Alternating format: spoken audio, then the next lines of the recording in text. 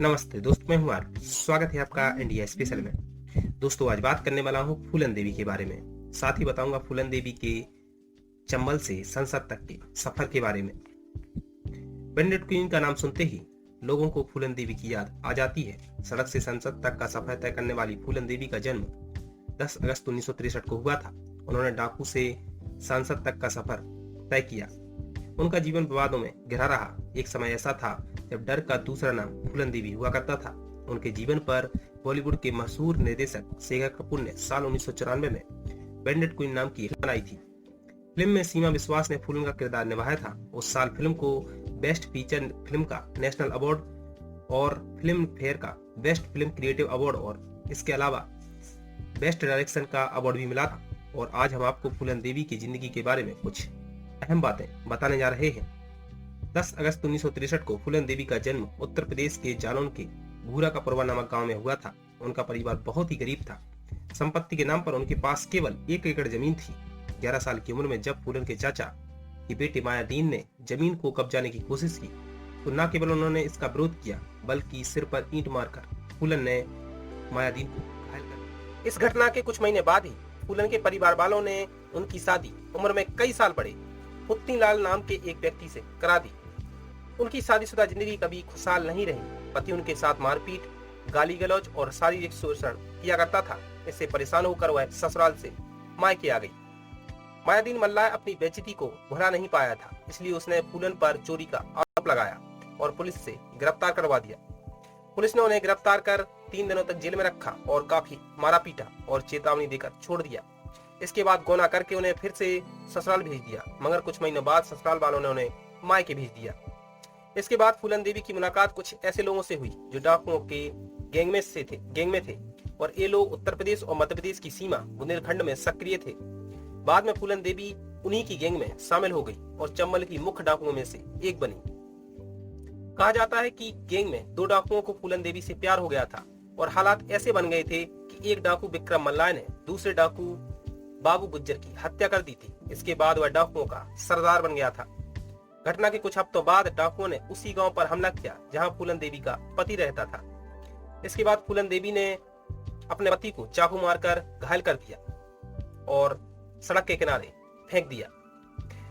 इसके बाद बाबू गुज्जर की हत्या से ठाकुर गैंग के श्रीराम ठाकुर और लाला ठाकुर बहुत नाराज थे। वह फूलन देवी को इसका जिम्मेदार मानते थे। इसी कारण उन्होंने फूलन को अगवा कर लिया और उन्हें बहमई गांव ले गए, जहां उनके साथ 3 हफ्ते तक सामूहिक दुष्कर्म किया गया। साल 1981 में फूलन बहमई गांव गई, जहां उन्होंने दुष्कर्म करने वाले 2 लोगों को पहचान लिया। बाकियों के बारे में पूछा तो कोई जवाब नहीं मिला, तो उन्होंने तथाकथित 22 ठाकुरों को गोली मारकर भून दिया। इस घटना से उनकी चर्चा चारों तरफ होने लगी और मीडिया ने उन्हें बेनेडिक्ट क्वीन का नाम दिया। उत्तर प्रदेश और मध्य प्रदेश की सरकार के अलावा कई डकैतों के समूह उन्हें पकड़ने की कोशिश कर रहे थे, लेकिन सफलता हाथ नहीं लगी।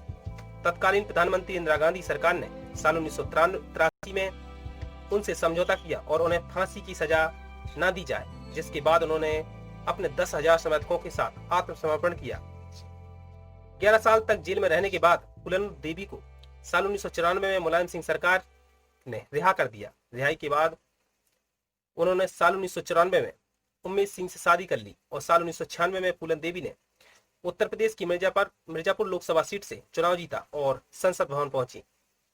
25 जुलाई 2001 को शेर सिंह राणा नाम का एक शख्स फूलन देवी से मिलने पहुंचा और घर के गेट पर उन्हें गोली मार दी। फूलन देवी को गोली मार दी। इसके बाद फूलन देवी की मौत हो गई। शेर सिंह राणा का कहना था कि उसने बहमई गांव का बदला लिया है। 2014 में शेर सिंह राणा को दिल्ली की एक कोर्ट ने उम्र कैद की सजा सुनाई थी। तो दोस्तों, ये थी फूलन देवी की कहानी और अब चलते चलते सुनते हैं एक गीत। लिखने वाले लिखिया नसीबा दर्द दी स्याही नाल मेरा।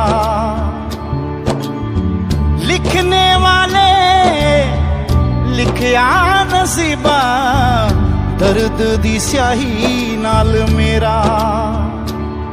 मेरा रास्ता क्या मेरी मंजिल क्या, मेरा रास्ता क्या मेरी मंजिल क्या। एक बार रबा मैनू दस दे जग बेगाना हो या ना पीर पराई समझे।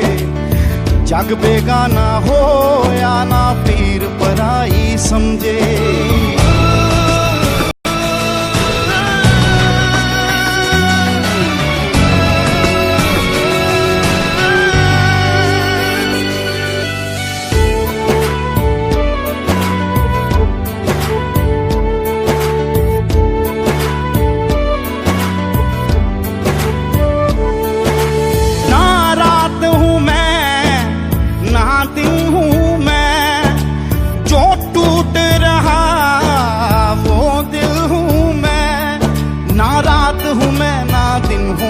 जो टूट रहा वो दिल हूँ मैं, नूर तेरा मुझ में भी है, मेरा हाल जुदा क्यों सबसे।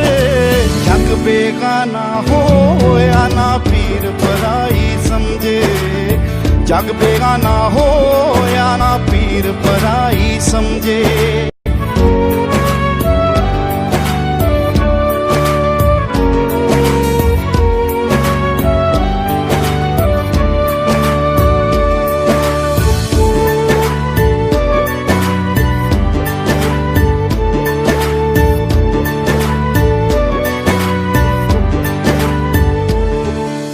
रिश्ते नाते सब बिखर गए, जो अपने थे वो किधर गए।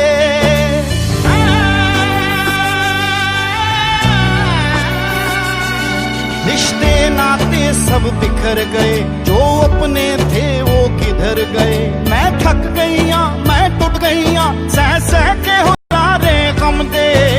जग बेगाना हो या ना पीर पराई समझे, जग बेगाना हो